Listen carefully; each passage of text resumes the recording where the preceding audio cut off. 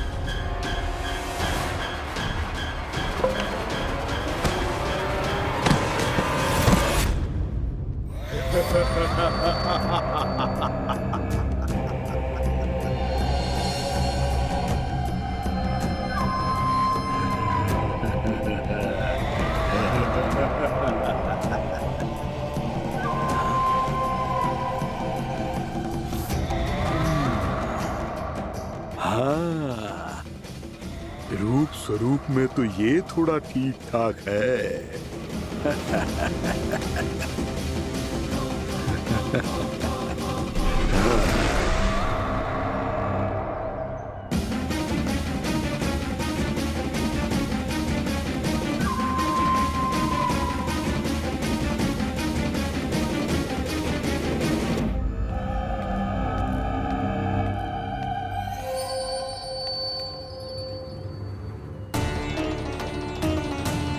ये तो गाँव की ओर जा रहा है।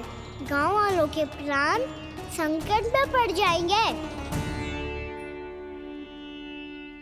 अरे शीघ्र करो, तुम सबके कारण पहले ही विलंब हो गया है आज।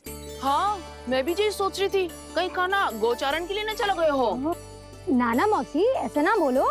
हाँ तो फिर किसी दिन किसी कार्य में मन ना लगेगा।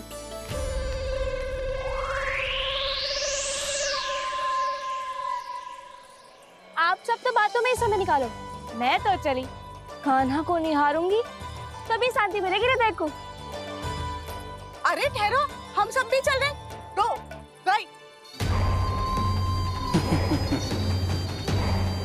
इस गोपी का रूप धारण करके मैं भी निहारता हूँ इसके कान्हा को। कान्हा कहाँ गया?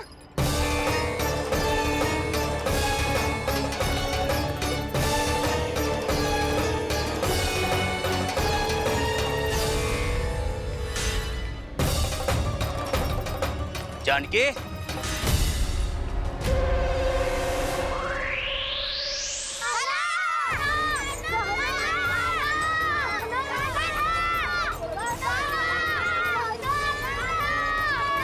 वो देखो कान्हा, पहाड़ी के ऊपर।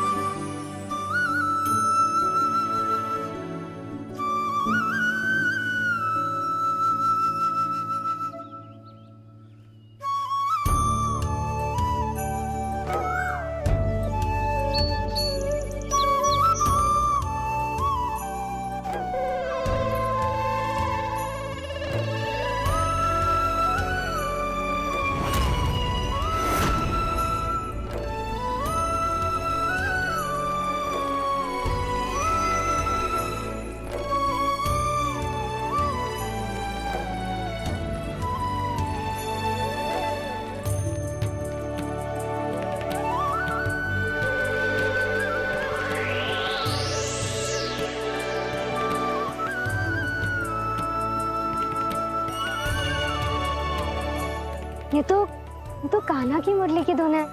विलम्ब हो गयो है, वो तो वन में पहुंच भी गयो। बस करो मौसी, सुनने दो ना, कितनी मीठी धुन बजा रहे हो कान्हा। ये तो स्वयं ही मुझे बुला रहा है, अपना पता बता रहा है। अब तो इसके आखेट में और भी अधिक आनंद आएगा। अवश्य ही एक पाँव पे तन के पूरे आत्मविश्वास के साथ त्रिभंग मुद्रा में मुरली बजा रहे होगो कान्हा।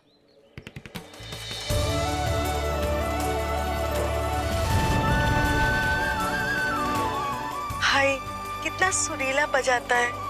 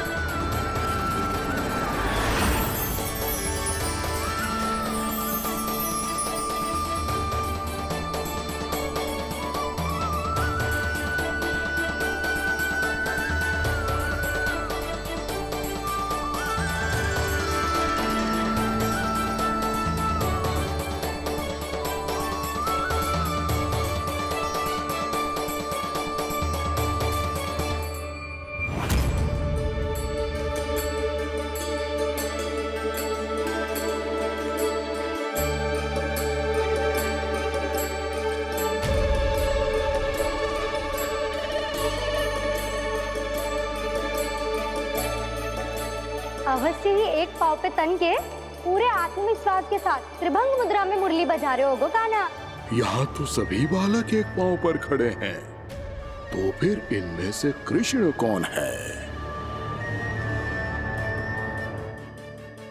अद्भुत प्रभु, जो छलिया सारे संसार को अपने छलावे में फंसाता है, आज आपने उसे ही फंसा दिया।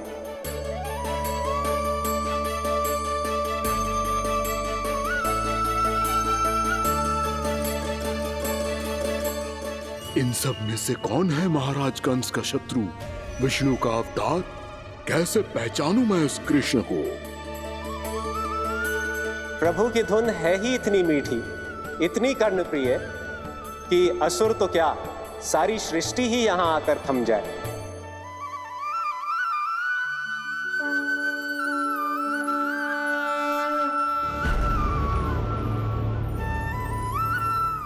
कहीं ये तो नहीं है वो मेरा शिकार विष्णु अवतार?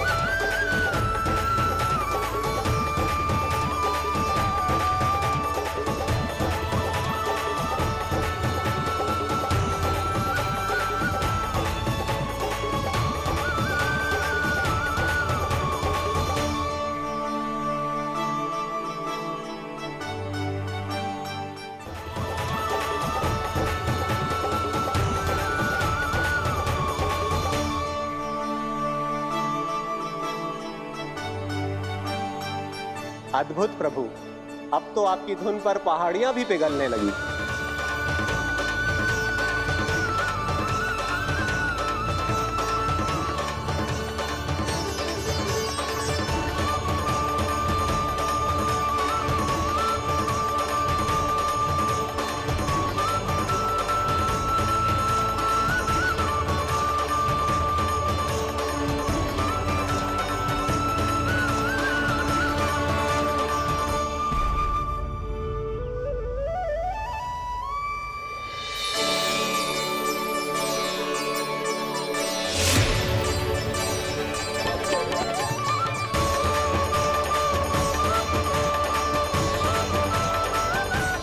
देखते ही देखते पूरी पहाड़ी बावरियल होकर पिघलने लगी है। प्रभु मुरली बजाने में खो गए हैं और उनके साथ ही खो गए हैं सभी सुनने मनुष्यों, पशु पक्षियों और देवताओं के ही नहीं, जड़ चेतन किसी के लिए को रोक पाना संभव नहीं होगा। कहीं प्रभु की इस मनमोहक मुरली की धुन पर सारा ब्रह्मांड ही ना पिघल जाए। गाना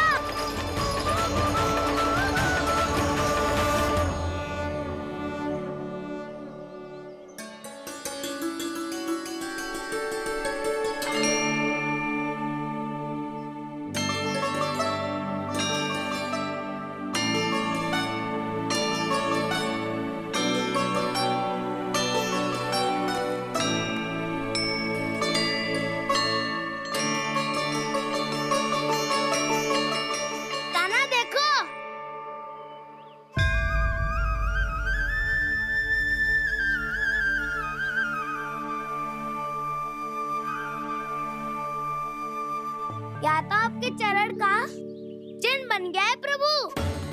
अपने भक्तों के हित के लिए मेरी बस एक ही इच्छा है, ऐसी चिन्ह मेरे हर भक्त के हृदय पर हो।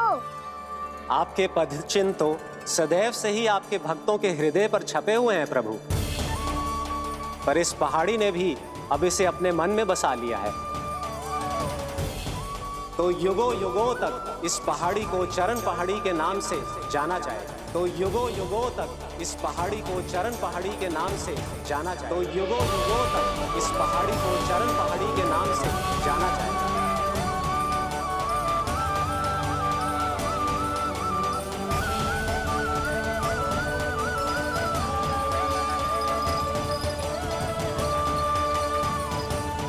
कान्हा, तो हमारे पास से वहाँ कैसे चले गए हो? हमें तो पता भी ना चलो। मैं कहीं ना गया था उज्जवल, और ना ही कहीं जाऊंगा। सदैव यही रहूंगा मैं, तुम सबके पास, तुम सबके मन में।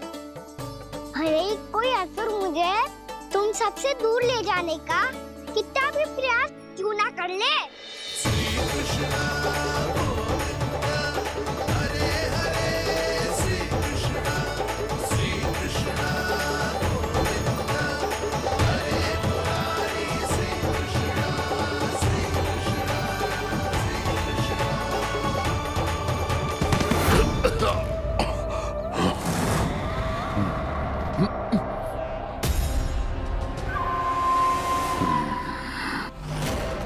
भले ही कितनी भी लीला क्यों न रच ले वो, आज उस छलिया कहलाने वाले विष्णु का सामना सच्चे छलिया से होगा।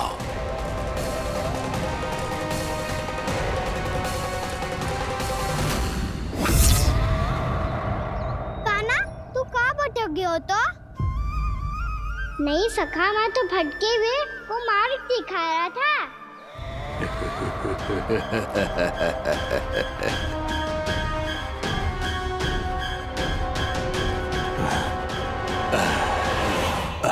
फिर से कहीं मत चले जाइयो, बहुत कठिनाई से फिर से तेरा साथ मिलो है हमें।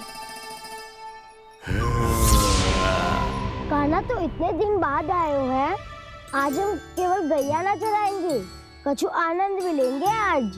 किसो आनंद? मेरी मारा और गैया सरा के वह दूल्हे से पहले ही सीधे सीधे सब घर सोलो। वैसे भी वन में बहुत भय लगता है मुझे, क्योंकि किस बात का भय? इतनी शीघ्र बोल गए। अभी कुछ दिन पहले ही तो उस ससुर में और देवता में कितने भीषण युद्ध हुआ था। हाँ, हम शीघ्र घर जाएंगे। अरे वसंता, वो युद्ध ना था, सब बड़े बड़े देवता हमारे सखा कान्हा को बचाने आए थे। तू ही सोच, जिसकी रक्षा सारे भगवान मिलके एक साथ करते हैं, वो कान्हा हमारे साथ है, तो फिर हमें कैसा भय? वो कान्हा हमारे साथ है, तो फिर हमें कैसा भय? तुम सब भी कौन सी बात लेकर बैठ गए हो? ये बताओ कि आज हम क्या खेलेंगे?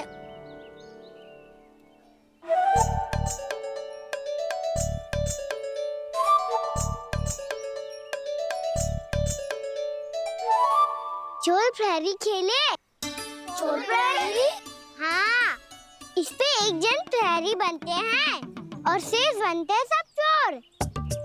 और चोर का कार्य होगा भागना और छुपना, और प्रहरी का कार्य होगा चोर को पकड़ लेना। अरे वाह कान्हा, क्या खेल बताया है। इसमें तो बहुत आनंद आएगा।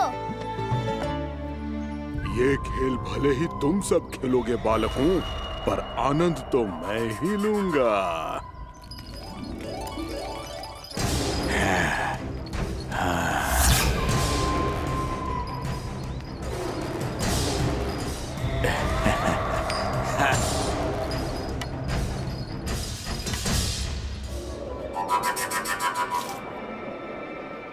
ये सिक्का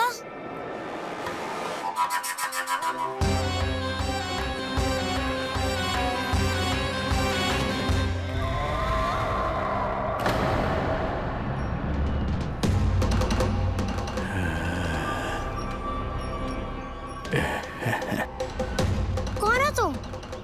छलिया, मायावी छलिया।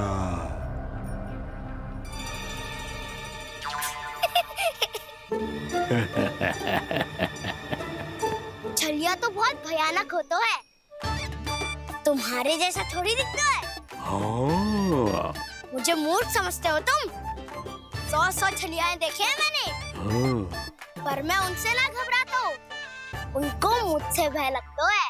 हाँ, सच? और नहीं तो क्या, मैं हूँ ही इतना अनोखा, इतना वीर। तुम्हें विश्वास ना हो रहा है तो चलो मेरे सखाओं से पूछ लो।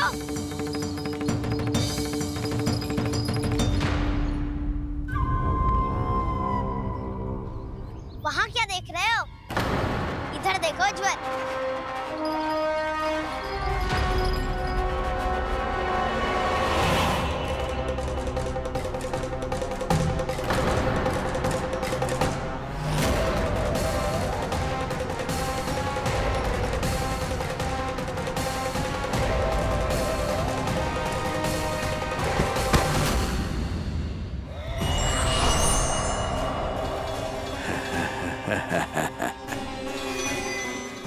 सौ छलिए देखे हैं इसने।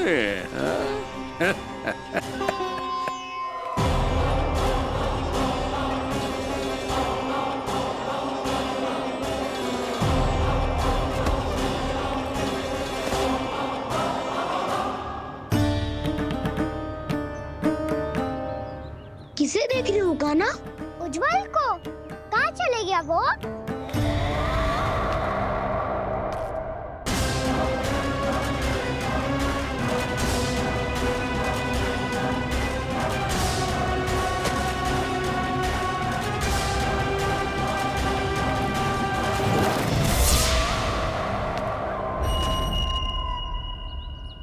चिंता मत ही करो काना, उज्जवल यही का ही होगा, आ जाएगा।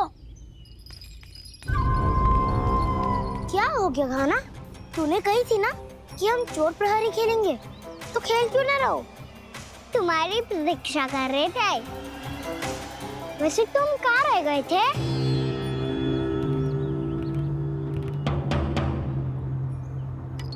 वो ये देखो ना, मुझे क्या मिला, सिक्का।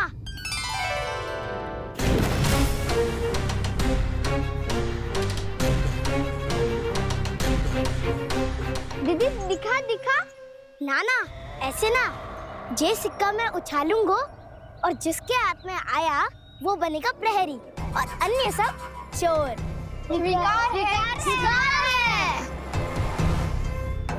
यदि मैं प्रहरी बन गया तो बहुत सरलता से इस कृष्ण को पकड़कर गुफा में ले जाऊंगा और वहीं इसकी हत्या कर दूंगा। इसे इसके ही यंत्र में फंसाना होगा मुझे।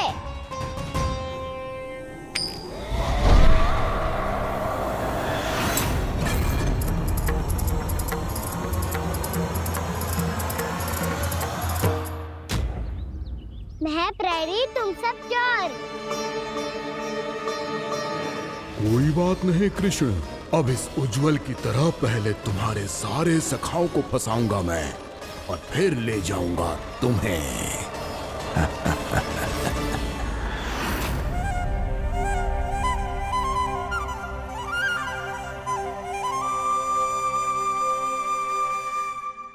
चलो खेल आरंभ करें।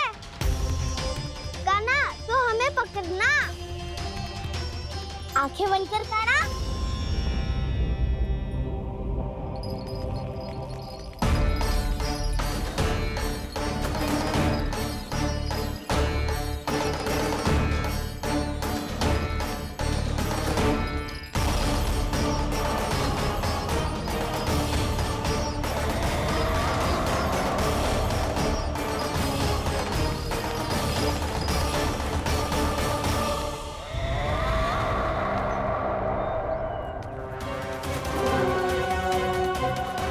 अकेला रह गया ये, अब फंस गया ये।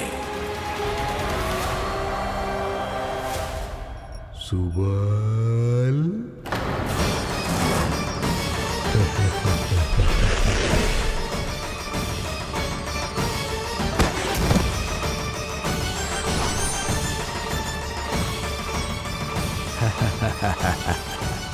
इन सब का तो मुझे पता नहीं, परंतु मुझे बड़ा आनंद आ रहा है इस खेल में।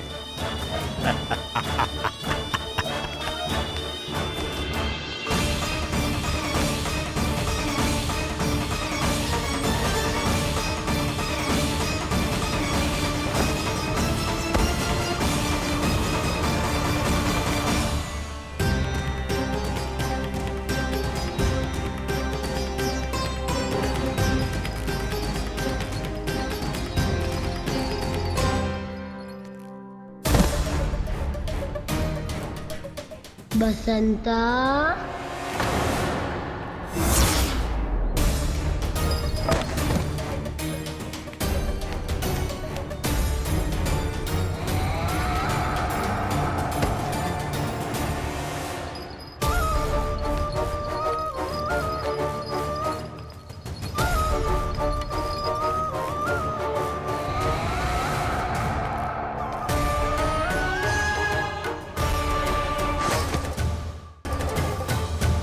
ये तो एक एक करके सभी बालकों को अपना शिकार बनाता जा रहा है। प्रभु ऐसा क्यों करने दे रहे हैं? प्रभु की हर लीला का कोई ना कोई उद्देश्य होता है। यदि वो इस असुर को इन निर्दोष बालकों पर अत्याचार करने से नहीं रोक रहे हैं तो इसका भी कोई ना कोई कारण अवश्य होगा।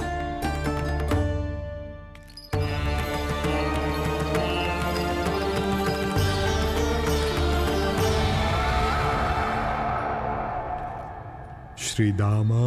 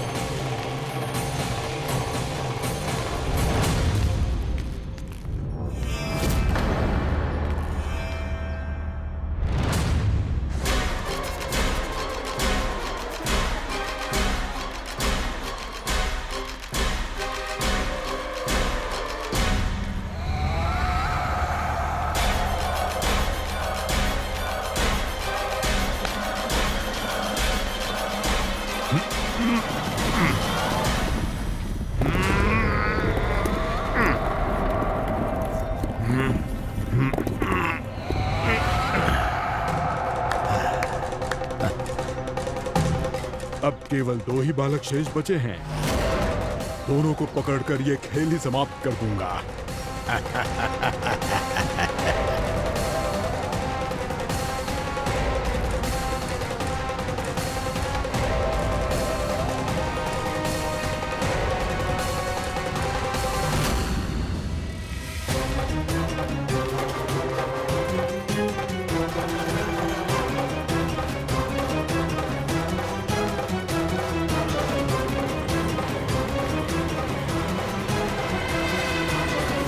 ये तो छलिया है, मायावी छलिया। मेरे सभी सखाओं को शिकार बना लिया इसने। मैं इसे नहीं छोड़ूंगा। कान्हा, कान्हा,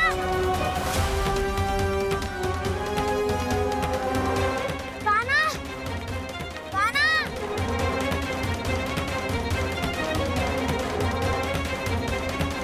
कान्हा, ताऊ,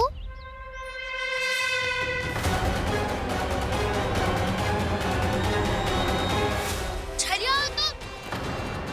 तुमने मेरे सखाओं का अपहरण किया है। मैं छलिया ना हूँ ना, मैं तो आपका छोटा भाई हूँ, आपका कान्हा। मैंने सब कुछ अपनी आंखों से देखा है। बस तुम छलिया ही हो। रूप बदल बदल कर मेरे सखाओं का अपहरण कर रहे हो। ये क्या कह रहे हो दाऊ? आप ही मुझे नहीं पहचानोगे तो कौन पहचानेगा? कान्हा, ये नहीं, मैं हूँ वास्तविक बलराम, तुम्हारा दाऊ।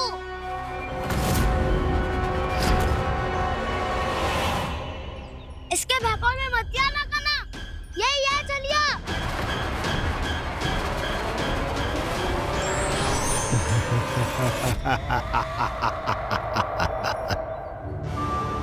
बुद्धिमान बालक, केवल तुमने ही पहली बार में माना है कि मैं ही वास्तविक छलिया हूँ। पर हम तुमसे भयभीत नहीं है दस। इसी क्षण हमारे सखाओं को मुक्त कर दो। अच्छा, यदि इतना ही क्रोध आ रहा है तो जाओ, छुड़ा लो अपने सखाओं को।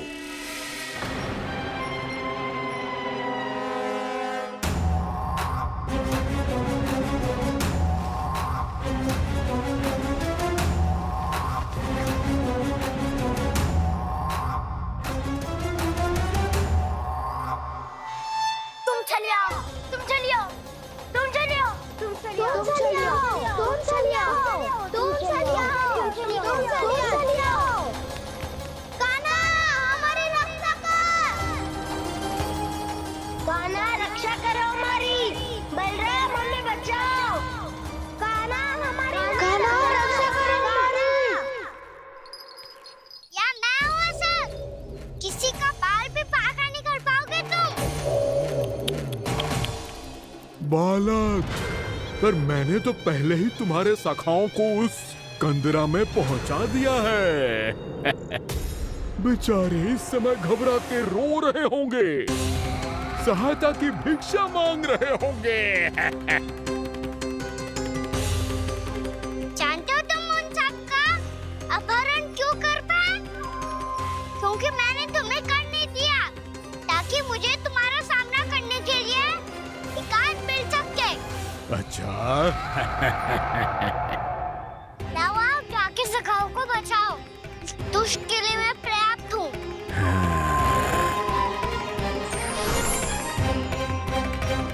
कान्हा, पीछे मुड़ के मत देखना कान्हा।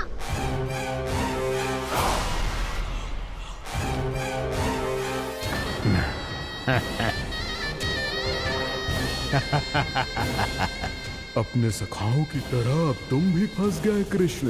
अच्छी कलाकारी कर लेते हो सर। किससे सिखाया ऐसा सांग करना? स्वांग नहीं, माया है ये विद्या मैंने अपने पिताश्री से सीखी है। माया के महान आचार्य मायासुर। तो तुम मायासुर के पुत्र हो, पर जिसके सामने मैं माया जाल बुनने का प्रयास कर रहे हो, ये माया के स्वामी है।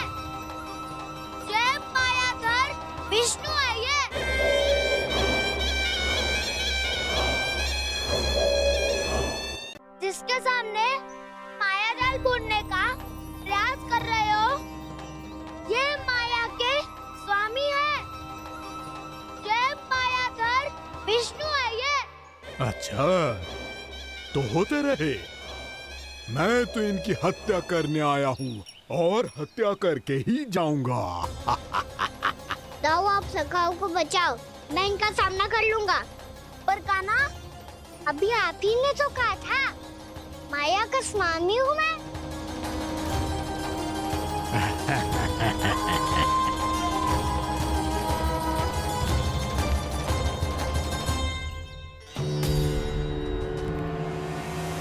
ये तो मथुरा का व्यापारी है। इसको अर्थ वो जो था वो सच में छलिया हो तो कहीं वो नंदमोहन तो ना पहुंच गो। हमें शीघ्र ही गांव जाना पड़ेगा और सबको सावधान करना पड़ेगा। चल।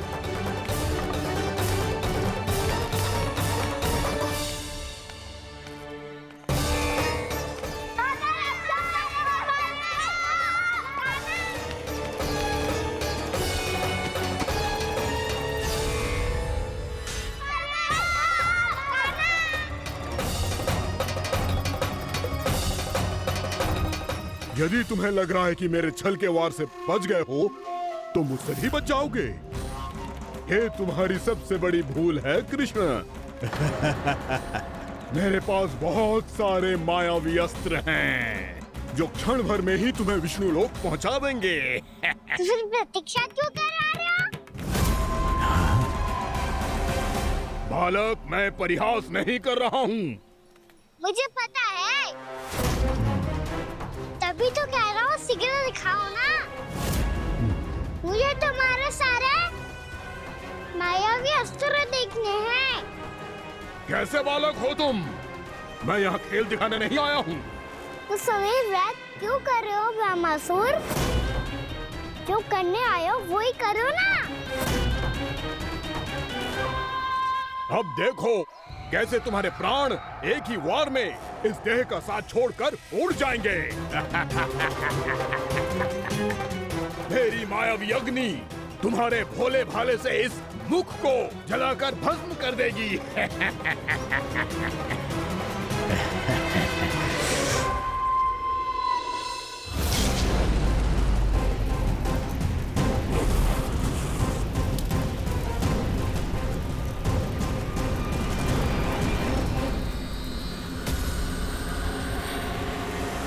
कह रही हो ब्रह्मासुर? बोला बाला तो दिखता हूँ मैं। मैया भी यही कहती है।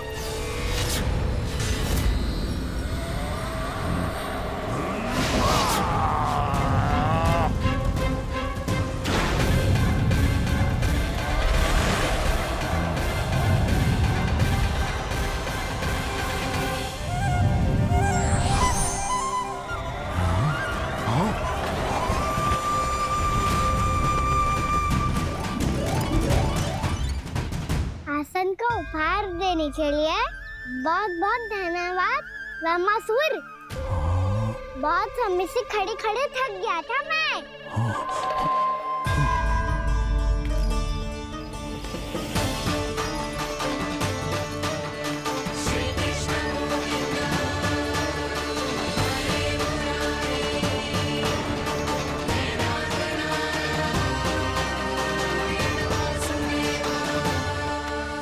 अगला अस्त्र दिखाओ ना। तुम्हारी यही जिज्ञासा आज तुम्हारा अंत करने में सहायक बनेगी मूर्ख बालक।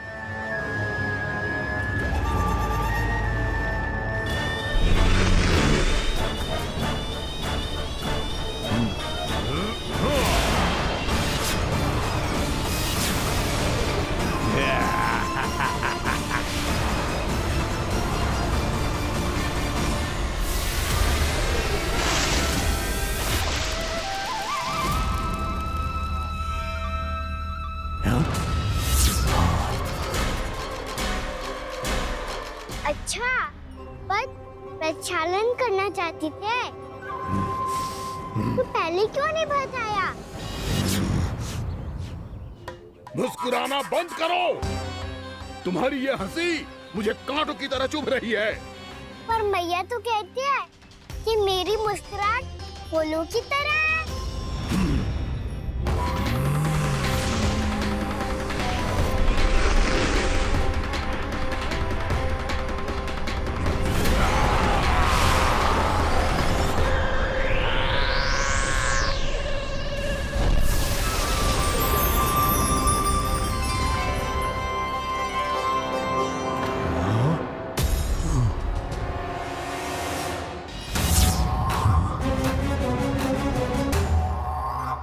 कहा था ना मेरी मुस्कुराहट बिल्कुल इन्हीं फूलों की तरह है। और तुम कर क्या रहे हो सर? कभी आसन दे रहे हो, कभी पद प्रक्षालन कर रहे हो और अब फूल भी चढ़ा दिया है। तुम मुझ पे वार करने आए हो कि पूजा करने? तुम्हारी पूजा तो मैं अब ऐसी करूंगा कि तुम मृत्यु के बाद भी मुझे भूल नहीं पाओगे बालक।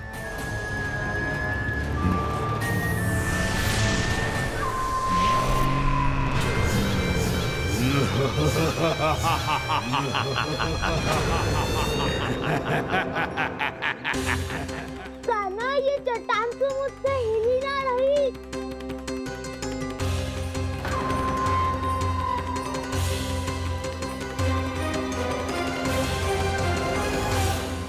अभी कंदरा के अंदर कुछ क्षणों में ही प्राण वायु समाप्त हो जाएंगे। तुम्हारे सारे सखा एक एक कर अपने प्राण त्याग देंगे और तुम्हारा वध करूंगा मैं।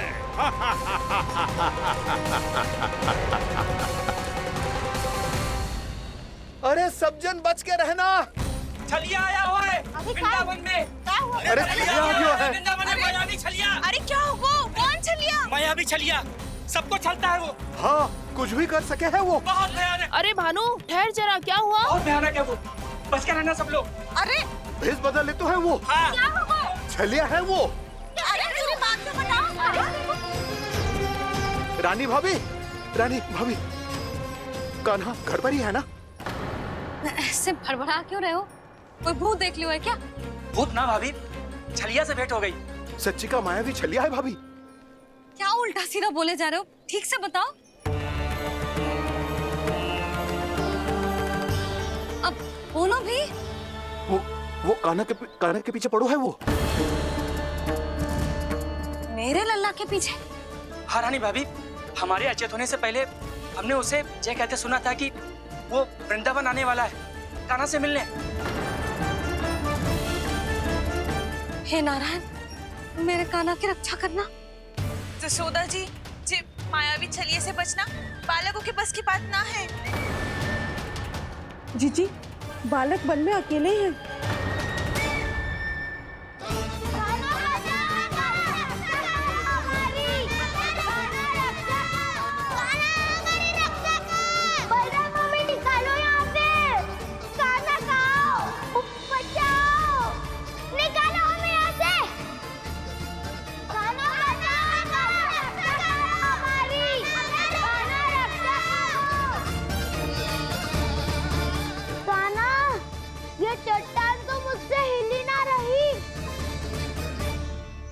यदि मैं माया का स्वामी हूँ तो आप भी बल के स्वामी हो। ताऊ, अपनी क्षमता, अपना सामर्थ्य स्मरण करो।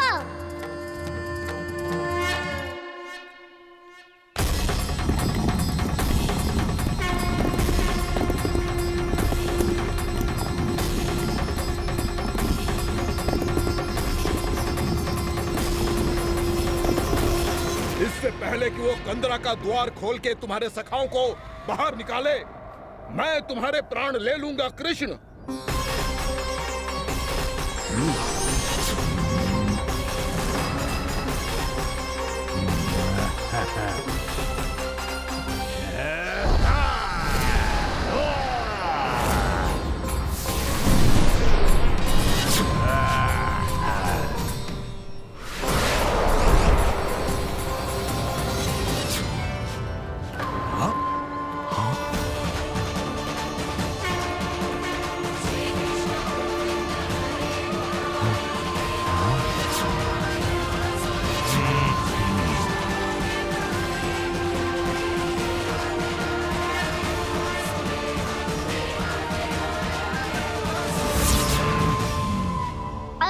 पूजा करोगे ब्रह्मासुर?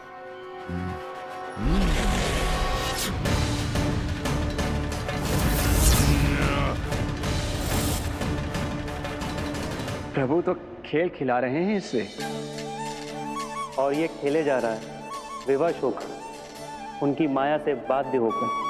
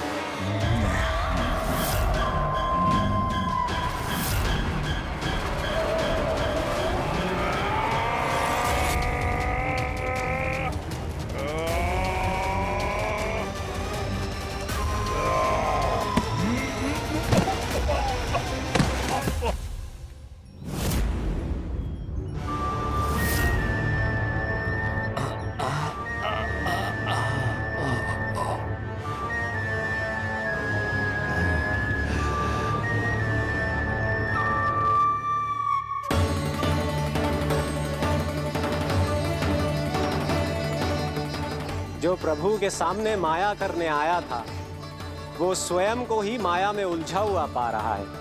नारायण नारायण। लो, अब तो तुमने दंडवत प्रणाम भी कर लिया, माया भी कथा भी उपहार भी दे दी। तुम चाहते क्या हो ब्रह्मासुर? मेरी शरण में आना है क्या?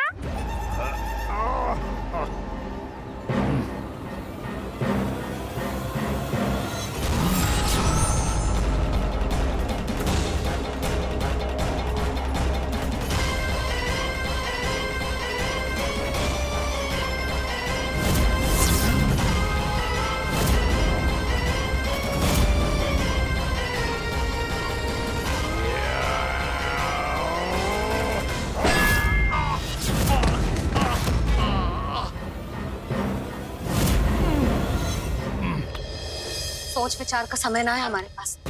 अपने बालकों की रक्षा के लिए इसी क्षण हमें निकलना होगा।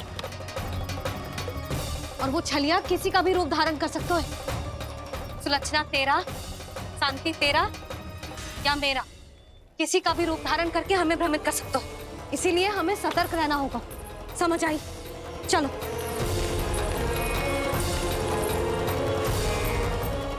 अभी भी समय है ब्रह्मासुर, समझ जाओ।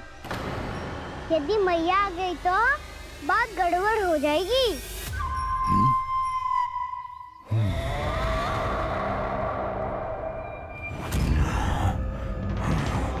मुझसे झूठ का कोई लाभ नहीं होगा। ब्रह्मासुर, स्मरण करो तुम कौन हो।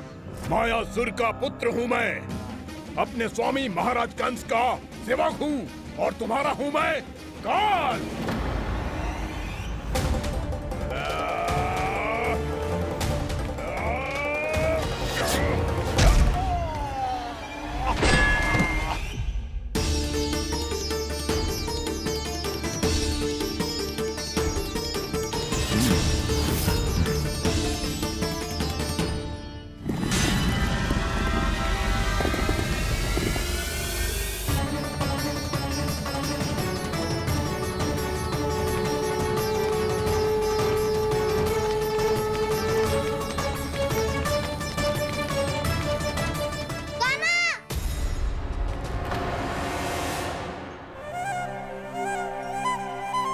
बाबा कहते हैं दुष्टों को पहले बातों से समझाना चाहिए, फिर भी ना माने तो अस्त्र ना उठाना दृढ़ता होती है।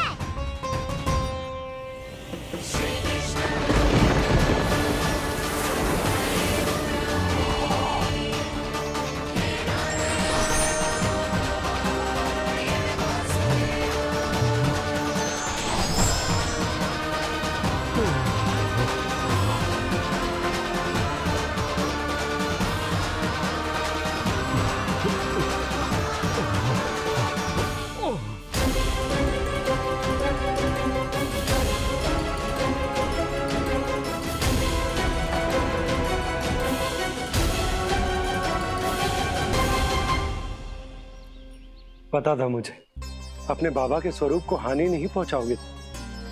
सही कही तुमने।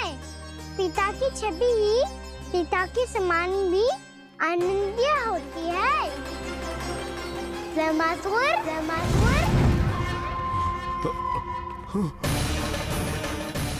ये मैं अपने वास्तविक रूप में कैसे आ गया?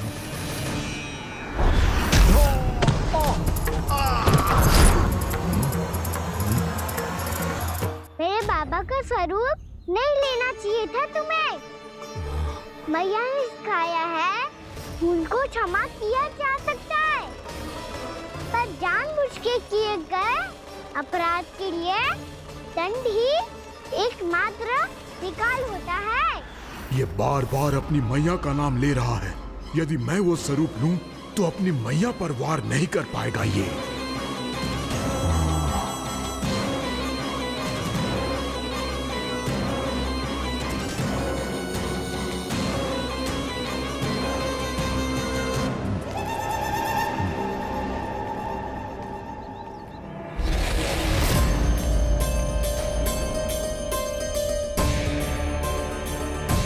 लल्ला, मैं तेरी मैया हूँ, अपनी मैया को मारेगा? बच गया। समझाया था, पर तुमने एक बार फिर से मूर्खता कर ही दी। इस पर तुमने पहले से भी बड़ी और पहले से भी भयंकर भूल किया ज़मासुर।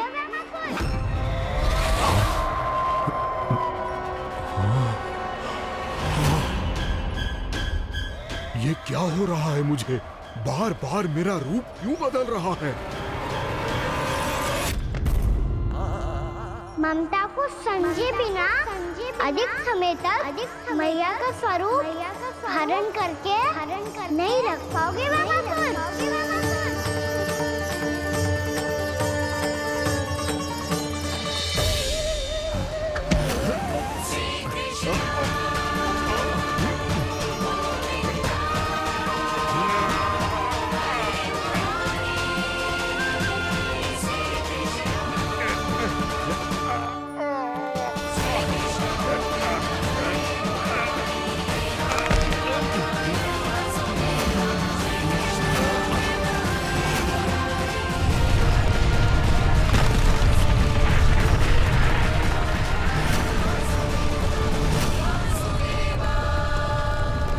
प्रभु के क्रोध से धरती भी कांपने लगी है।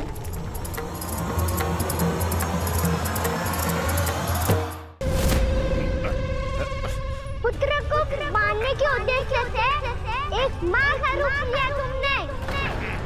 ये ममता का और मेरी मैया का घोर अपमान है ज़मासुर।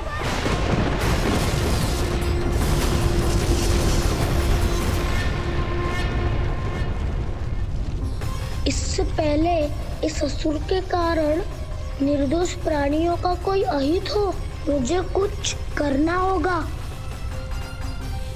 यदि मैं माया का स्वामी हूँ, तो आप भी बल के स्वामी हो।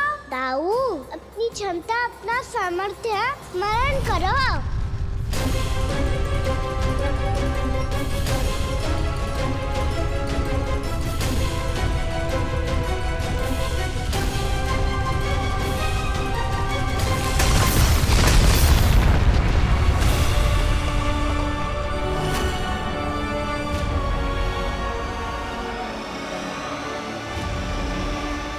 अद्भुत बल दाऊ, अद्भुत। अपने बल का उचित प्रयोग करके आपने प्राणियों को हानि होने से बचा लिया और ये भी सिद्ध कर दिया कि इस युग में आपसे अधिक बलवान और कोई नहीं होगा। आज से आप बलदेव के नाम से भी जाने जाएंगे। आज से आप बलदेव के नाम से भी जाने जाएंगे। आपके चरणों का ये चिन्ह युगों युगों तक आपके बल की कथा कहता रहेगा। बलराम का चरण चिन्ह।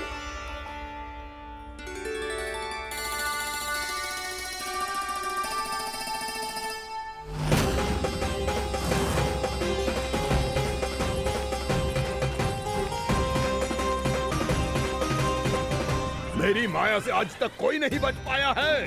एक बार मुझे छोड़कर देखो, फिर पता चलेगा कि मैं हूँ कौन। पहले ये तो देख लो कि मैं कौन हूँ।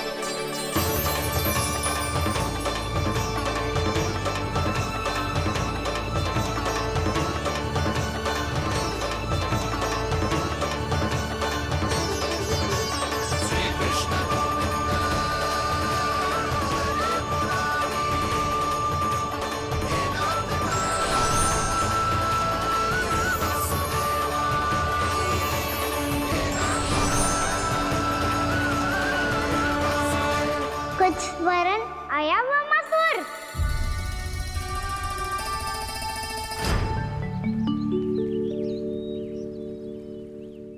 बहुत समय पहले की बात है, बहुत बड़े भूमाकर राज करते थे तुम्हें महान राजा भीमम के नाम से जाना जाता था। सब कुछ था तुम्हारे पास, पर शांति नहीं थी। इसीलिए शांति की खोज में अपना संपूर्ण राज अपने पुत्रों को सौंप कर मलय पर्वत की ओर चल दिए। अनेक वर्षों की तपस्या के बाद तुम्हारे तप की कीर्ति चारों ओर फैलने लगी और फिर सच्चे तपस्वी के रूप में तुम्हारी ख्याति से प्रभावित होकर महर्षि उलट तुमसे भेंट करने आए। राजा भीमरथ, आपने ईश्वर की प्राप्ति के लिए सब कुछ छोड़ दिया, पर अपना अभिमान नहीं छोड़ पाए। इसीलिए मेरे आगमन पर सम्मान के साथ खड़ा होना तो दूर, मेरा अभिवादन भी नहीं किया। अभिमान तपस्वी का गुण नहीं होता है राजन, अभिमान राक्षसी गुण है। इसलिए मैं आपको श्राप देता हूँ कि आप अगले जन्म में एक राक्षस के रूप में जन्म लेंगे, एक राक्षस के रूप में जन्म लेंगे। मुझे क्षमा कर दीजिए महर्षि, मैंने जानबूझकर आपका अपमान नहीं किया है। मैं तो यहाँ पर शांति की खोज में आया था। अपने भीतर के संसार में गहरे सोच विचार में डूबा हुआ था मैं। मुझे क्षमा कर दीजिए महर्षि, मुझे क्षमा कर दीजिए। अपनी भूल का आभास प्रायश्चित की ओर पहला पग होता है। मैं अपना श्राप तो वापस नहीं ले सकता, परंतु आपको एक वचन अवश्य दे सकता हूँ। जब भी प्रभु नारायण का अवतार होगा, आपको उचित समय पे वो वरदान देंगे जिसकी आप लंबे समय से प्रतीक्षा कर रहे हैं।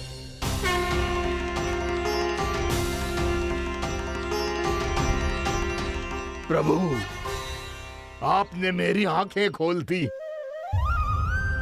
अब मुझे पता चल गया है कि आप कौन हैं और मैं कौन हूँ। इसलिए आप मुझ पर कृपा करके अपने चरणों में स्थान दे दीजिए। मुझे वो शांति प्रदान कीजिए जिसकी खोज में मैं वर्षों से भटक रहा हूँ। शांति तो मोक्ष में ही है, इसीलिए मैं तुम्हें मोक्ष का वरदान देता हूँ।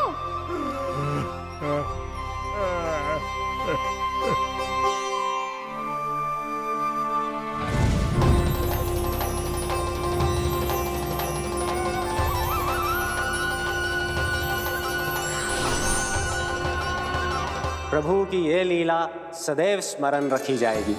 इस स्थान को इनका आशीर्वाद मिलेगा और इस कंदरा को व्योमासुर की कंदरा के रूप में पहचाना जाएगा। भविष्य में अनेक ऋषि मुनियों की शरण स्थली बनेगी ये कंदरा।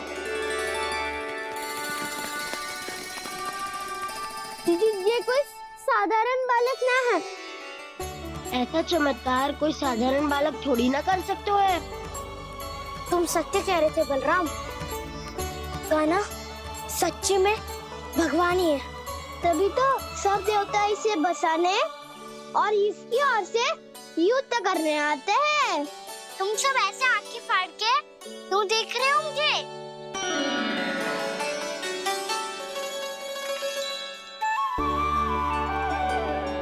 बलराम, तुम बलवान हो और कान्हा भगवान है। दूर दूर तक कोई दिखाई ना दे रहा है। ना जाने किस हाल में होंगे बालक। कहीं हम ही तो मार्ग ना भटक गए शीघ्रता के चक्कर में। अब तो एक पग भी ना चलो जा रहे हो। जल, किसी के पास जल है क्या? कंठ तो मेरा भी सूख रहा है मौसी। भाभी, निकट ही जमुना जी है, कहूँ तो वहाँ से जल ले आओ। मैं भी जा रही हूँ भाभी, एक से भले दो। हाँ चल, शीघ्रता से आओ। हाँ।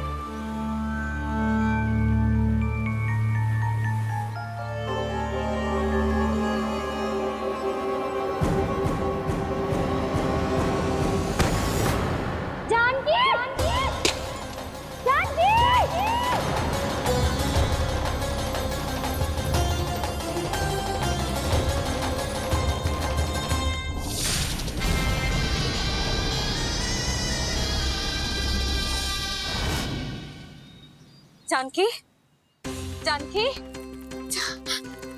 क्या होगा इसे? देखो ना जी, अब छलिया की सूचना मिलते ही हम सब बालकों को ढूंढने चली गई और ढूंढते ढूंढते सबको बहुत प्यास लगी आई जी। तो जानकी जमुना जी की नदी से जल लेने गई और उसने जमुना जी का पानी पिया और उसकी जेदशा हो गई। बालक कहाँ है? वो ठीक तो है ना? ऊपर से सब ठीक है, पर भीतर से बहुत भयभीत है सब। जानकी तो बिल्कुल नीली पड़ गई है। लग तो है विष फैल गया है इसको पूरे तन में। मथुरा के सौ से विदेह जी को बुलाए गए हैं उसके उपचार के लिए। जैसे ही इसने जल को मुंह से लगाया, ये गिर पड़ी। चटपटाने का अवसर भी ना मिलो।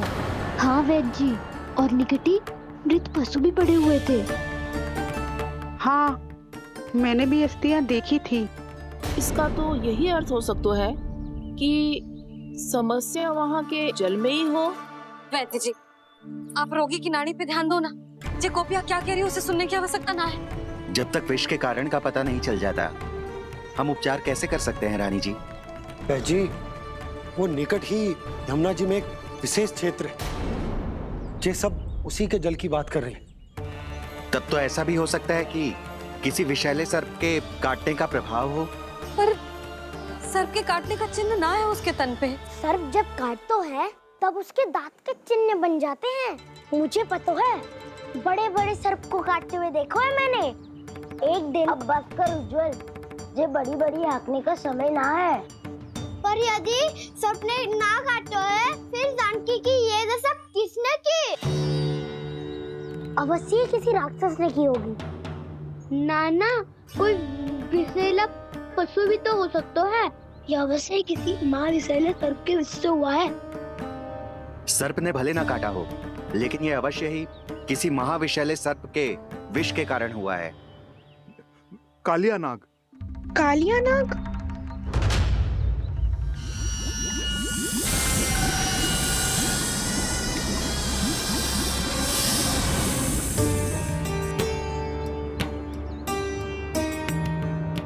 संकेतों से तो ऐसा लगता है कि जानकी ने कालिया नाग के क्षेत्र के विशाल जल पी लियो है। कालिया नाग एक लोक श्रुति है, कल्पना में गढ़ी हुई एक कथा, और कछु ना है। हमें जाके पता लगाना पड़ेगा। पर हमें वहाँ जाने से मना क्यों है ना बड़ों ने? उज्जवल सही कह रहे हो है। इस समय जानकी के स्वार्थ से अधिक महत्वपूर्ण और कछु ना है। जानकी हमारे लिए ही जलाने गई थी जी। ना मैं उसे जाने देती ना जैसा वो तो। वैद्य जी आप शीघ्र कछु करो, कैसे भी कछु भी करो, पर इसके प्राण बचा लो। यशोदा, धैर्य रखो, श्री नारायण पर विश्वास रखो, वो सब ठीक कर देंगे।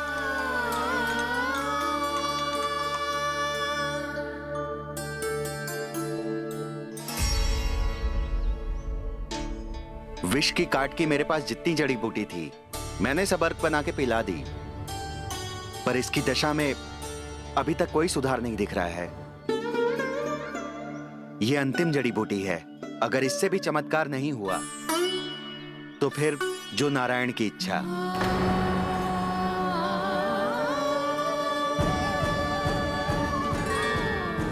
पर कोई तो उपाय होगा जानकी को बचाने का। कान्हा, यदि तुझे किसी औषधि के बारे में पता है हमें बता दे, हम जाके ले आएंगे।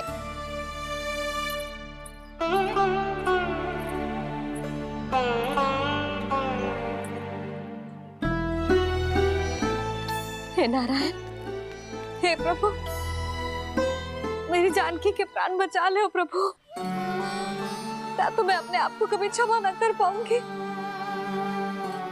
ये सारी मेरे ही कारण बनाई थी। उसकी रक्षा करो प्रभु, मेरी पुकार सुनो। कान्हा, तूने हमें बत्तासुर से बचाया था ना? और बकासुर से भी तो। और छलवे से भी तो तूने ही बचाया था ना हमें? क्या ऐसा कोई उपाय ना है जानकी को बचाने का? धन्वंतरी,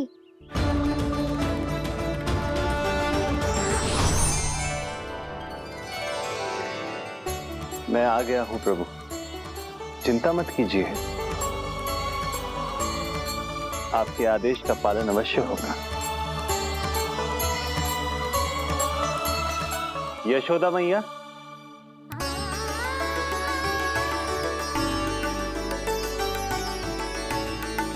मैया आपको कोई पुकार रहा है।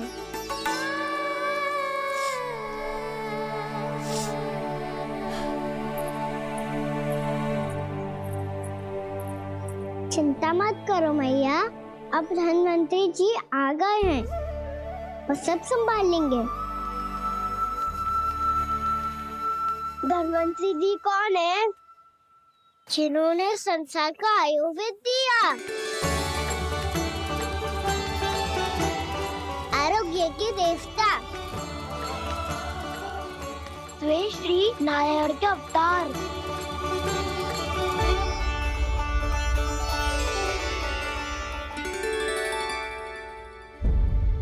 मुझे पता चला है कि आपको वेद की आवश्यकता है।